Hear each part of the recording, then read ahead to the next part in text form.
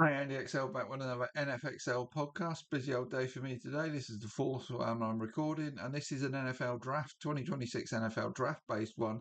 Again, with a December update for a couple of positions here inside linebacker and safeties.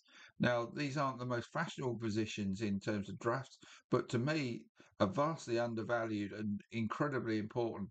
And I think both classes look pretty strong this season. So let's have a look at who the candidates are right now. So, in terms of inside linebackers, I can see as many as a dozen inside linebackers who could go on the first 2 days of the draft, and four at the top end of it who give it excellent top end quality.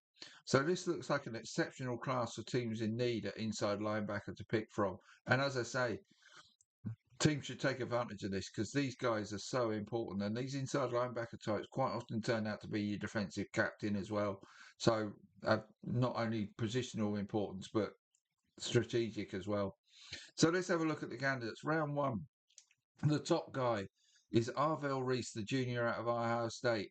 He's made 62 tackles and had 6.5 sacks to round off a season that has not only taken him to the top of this inside linebacker class, but also takes him right towards the top of the class, regardless of position. Where he goes now depends on what teams with the earliest picks needs are, rather than anything Reese can do from here. But he's an outstanding prospect, regardless of position. So I expect him to go very early on day one. At two, moving up from four, is Sonny Styles. He's another Ohio State Buckeye senior. Um, Now, as I say, he's teammate of Arvell Reese, and he joins him at the top of this inside linebacker class. And he also moves into mid to late round one territory, having recorded no fewer than 80 tackles this season. He may be more one dimensional than Reese, but it is some dimension, and teams would surely love to have him at the heart of their defence. They're the two round one guys as I see it now. And on average, we only get sort of just over one a draft goes in inside linebacker. But I think it's such a strong draft. You could see at least two go in round one of um, this year's or 2026 draft. So let's have a look at the round two guys. Number three on my ranking list is CJ Allen, a junior at Georgia. He remains at inside linebacker, finishing the season with 85 tackles and 3.5 sacks. He and Styles could be competing for the ILB2 spot in this draft behind Reese. One or both could make it into round one of the draft, depending on how many teams look early for this position. Although we're just, as I say, with just over one per draft being the average, it would be a surprise if three went in the opening round. So right now I have Allen falling into round two on that basis. Four in my inside linebacker list is Anthony Hill, a junior at Texas. Hill lost the inside linebacker one spot to Reese in my October update and now sees Styles and Allen jump over him. But he still has had a very good season with 69 tackles, 4 sacks, and a couple of picks. So he's still in contention to be the inside linebacker two, which could still get him into round one. He is one of four fine candidates towards the top of a very strong class, as I say. Number five in this list is Deontay Lawson, a senior at Alabama, and he has lost two more spots since October to drop towards late round two or even early round three, having ended the season with a highly respectable 75 tackles and having answered durability questions well by playing all 13 games this season. That was a question over him coming into the season, and he's answered it by playing in every game. But in such a strong class, he's actually dropping down the rankings overall. At six, and I've got him a bit higher than some now, is Harold Perkins, a senior at LSU. I had that. He was going to be the first inside linebacker, or looked like he was going to be the first inside linebacker taken in last year's draft before he got hurt and decided not to enter the draft and stay on another year. This season, he's finished with 56 tackles, 4 sacks, and 3 interceptions. He may be being judged harshly given where he was before that 2024 injury. But for me, as a hybrid inside linebacker safety, he still warrants serious draft consideration in the middle of day two. At seven on my inside linebacker list is Jake Golday, a senior at Cincinnati. Um, Golder has made it up a further two spots from October after recording 105 tackles and 3.5 sacks this season. At 6'4" and 240 pounds, Golder is a big inside linebacker who also has the range to cover the width of the field in coverage. He's in a group of 4 or 5 competing to top the second wave of inside linebackers taken in this draft. But again, looks a very promising prospect, as does Jacob Rodriguez, who's at 8, a senior out of Texas Tech. Comes into the list at 8 due to a second season of monstrous tackling stats. In 2024, he had 127 of them, 77 of them being solo tackles, and has followed that up this season with 117 more 61 solos and a sack and 4 picks this season. And it is no wonder Rodriguez is getting plenty of attention ahead of the draft. Although on the small side for the position, he is a former quarterback who exhibits great instincts and leadership qualities that more than make up for that lack of size. Round 3 or even round 2 looks well within his reach as a result. 9 in my inside linebacker list is now Torian York, junior out of Texas A&M. He's had 68 tackles and a single sack, and those numbers are slightly down on his 2024 output, but still keep York in round 3 contention as he climbs 1 spot since October. At 10 is Josiah Trotter, a sophomore out of Missouri.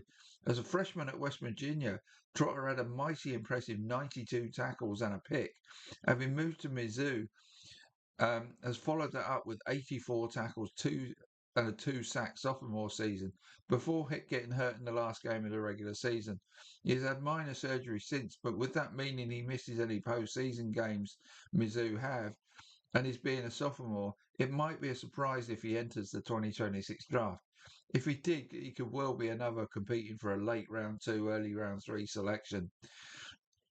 Dropping to 11 is Wick Weeks, another LSU inside linebacker, a junior. Has missed 5 games since my October update and has just added 2 tackles in 2 games since his return. So he remains a 3rd round possible at best for me. And rounding out the inside linebackers at 12 is Khalil Red Murdoch. He likes to be called Red, a senior at Buffalo. A second season of monstrous stats are getting people looking at Murdoch, even if those stats come from a comparatively lower level of college play. In the last 2 years, he's had an incredible 298 tackles, 7 sacks, and 13 forced fumbles credited to him. Any team looking for an absolute beast against the run will have to seriously consider Murdoch on day 2 of the draft, but he may well need to show up well at his pro day and or the combine to convince scouts he is not just a big fish operating in a small pond at the college level. So that's the inside linebackers. Let's move on to the safeties. Again, in this update, I see one truly outstanding candidate, 4 round 2 possibles, 5 more round 3 types, and 5 more who have a shot at getting into day 2 of the 2026 draft. So this looks like a pretty deep class, but only has one really good one in it, and that's Caleb Downs, the junior out of Iowa State. Downs remains the best safety candidate in this class by a distance, as indeed one of the very best players regardless of position in this draft. How early it goes in round 1 would again depend on what teams look for early in the draft, and if they have a need at safety. If they do, they should snap Downs up if they get the chance. And then we jump down into round 2 for the second safety. That's Dylan Thieneman, junior at Oregon. His numbers are down on his Purdue numbers from the previous season, but that is probably down to the higher level of competition than any degradation in his play. 67 tackles, a sack, and 2 picks still represent a good season for Thieneman. At 3 is Kamari Ramsey, a junior at USC. Despite missing time recently with an injury, Ramsey is already declared for the 2026 draft, which has to be a positive indicator re the injury. Partly due to that missed time, his numbers are down on his sophomore season, though. He and Thieneman are both dropping towards the end of round 2, but remaining in the hunt to be the second safety taken in the draft.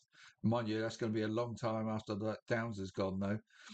At 4 is AJ Halsey, senior at LSU. Halsey now has 4 seasons of 74 or more tackles behind him at 3 different schools and made 88 this season. He also has 5 picks at Houston in 2024 and another 3 for LSU this season. Here's another with Thieneman and Ramsey, who will be in contention to be the second safety taken. At 5 is Emmanuel McNeil Warren, senior at Toledo. 73 tackles and a pair of picks, one being a pick six, make 2025 his best season at Toledo, and mark him as one of the best strong safety candidates in this class. Right now, that makes him borderline round 2-3 material, in my opinion, but he is up 4 spots from October. And as usual with smaller school guys, inverted bracket, inverted commas, guys a strong combine will be needed to boost his draft prospects. Now into round 3 potentially, and at 6 is on the safety list is Zachy Wheatley, Penn State. Comes into my list at 11 in October. Came into my list at 11 in October, and now up to 6 after a second strong season for Penn. If he shows his reported 4.4 speed at the combine, that could lock him into a day 2 pick. My 7th safety is Genesis Smith, the junior at Arizona. Finished with 77 tackles and a pick. That could get him into round 3 come draft time. The 8th safety is Michael Taff, senior from Texas. Stays at drops 1 spot, I should say, to 8 in this latest update, as he closed out the regular season with 70 tackles, 2 picks, and a sack to complete a highly consistent college career. That consistency and reliable production could well earn him a 3rd round or early round 4 pick in the draft. At 9 is Amari Ferrell, a junior at Indiana. Dropped 3 spots since October, but has 43 tackle, 4 picks season. Give him a shot at getting a late 2-day selection. 10 is Keon Sabb, a junior at Alabama. Sabb picked up his production towards the end of the season, but his numbers do not stack up against those above him in this list, and therefore, for me, is a borderline day 2 stroke day 3 candidate. Then we get into round 4, and that starts with 11, my 11th ranked safety, and that's Rod Moore, a senior at Michigan. Having missed the whole of 2024 and only made 3 appearances in 2025. So this is all about his health and durability. But a team with plenty of mid-round picks may well decide the upside and the talent that he showed before the injury is worth taking a risk on in round 4.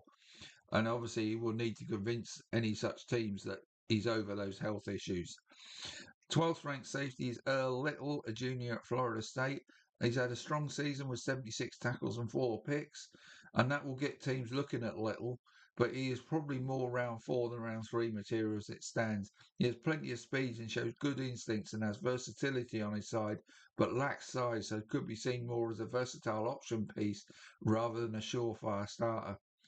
My 13th safety is Bray Hubbard, a junior at Alabama. 66 tackles, 4 picks, and a sacks.